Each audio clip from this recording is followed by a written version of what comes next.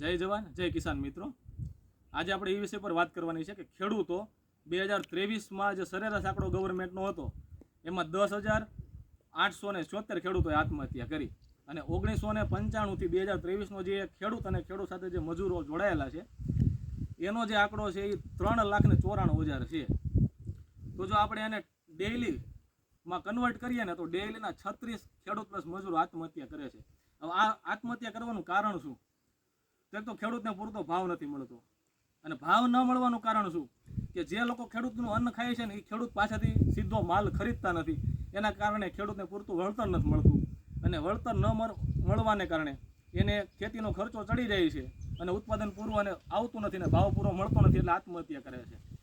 તો અત્યારે જે ખેડૂતો ખેતી સાથે સંકળાયેલા છે એ લોકોને પહેલાં તો માર્કેટ નથી મળવું.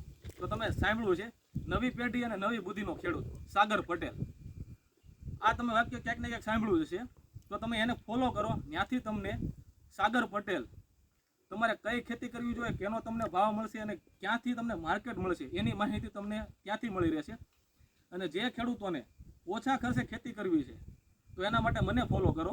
મારું ઇન્સ્ટા આઈડી છે પ્રકૃતિ ગૌશાળા.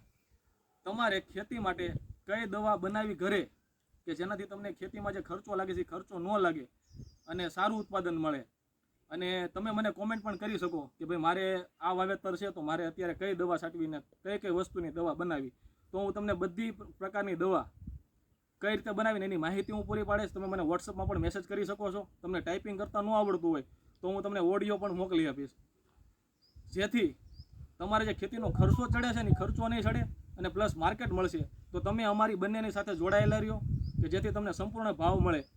અને જે લોકો ખેડૂતનું અન્ન ખાય છે ને એ ડાયરેક્ટ ખેડૂતના ખેતરથી માલ ઉપાડે કે જેના કારણે ખેડૂતને પૂરતો ભાવ મળે અને ખેડૂતની જે આત્મહત્યા થાય છે ને એ આત્મહત્યા ઓછી થાય અથવા હાવ બંધ થઈ જાય.